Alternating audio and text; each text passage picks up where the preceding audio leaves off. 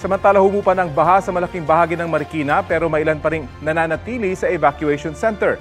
Sa katabing bayan naman ng Cainta sa Rizal, pahirapan ang biyahe ng ilang motorista at commuter. Ang mainit na balita hatid ni EJ Gomez.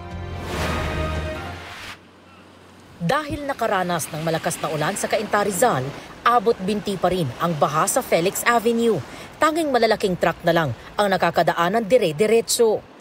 Pasado alas 3 ng madaling araw, baha pa rin dito sa kahabaan ng Felix Avenue sa Cainta. Ang talaga nakakadaan ng dire-diretso ay yung mga malalaking truck. Yung mga kotse naman nagdadahan-dahan sa pagmamaneho. May ilang rider naman na pinili na lang patayin ang makina ng kanilang motorsiklo para itulak na lang ito at hindi tumirik sa baha. Ilang sasakyan ang hindi nangahas na suungin ng baha, nag-U-turn na lang. Pero ang ilan, sumugod pa rin. Masyadong mataas yung tubig po. Naalalayan ko lang yung makina para hindi masyado pasukan. Sobrang laking perwisyo kasi. Katulad yan, mag-uulan na naman. Di pa ako nakakapote tapos ang taas ng baha. Ang ilang motorsiklo tumirik na sa daan.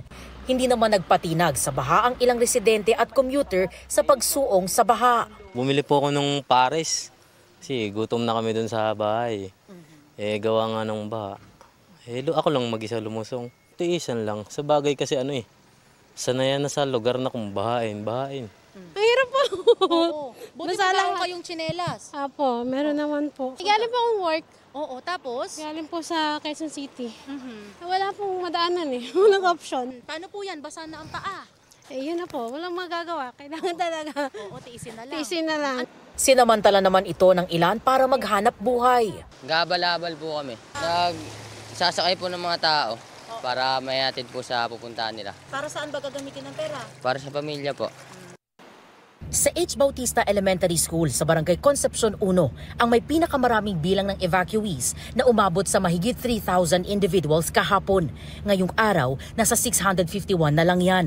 Sa Talano Marikina LGU, umabot sa lampas 23,000 ang kabuang bilang ng evacuees sa Marikina kahapon.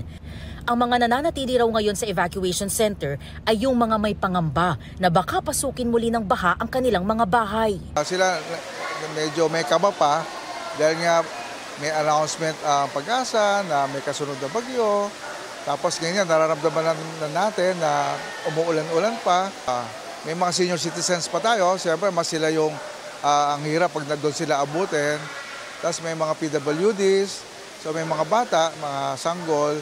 Nananatiling naka-standby ang tulong medikal para sa sinumang mangangailangan. Pumila ang evacuees para sa relief packs.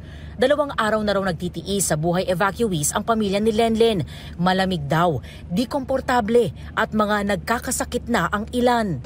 Sobrang hirap po kasi sa ganitong sitwasyon, siksikan sa room. Gusto na po naming umuwi kaso nangangamba po kami. Gawa ng ito po tag-ulan-ulan pa tapos may parating pa pong bagyo.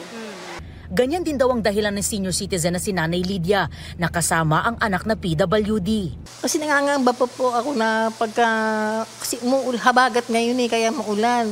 Pag tumaas ang ilog, pag nag-first alarm, tapos nag-second yan, hirap kaming mag-evacuate. Kaya may parating pang bagyo. Kaya pag lumakas ang ulan, nangangamba ako na abutin kami ng tubig sa bahay. EJ Gomez, nagbabalita para sa GMA Integrated News.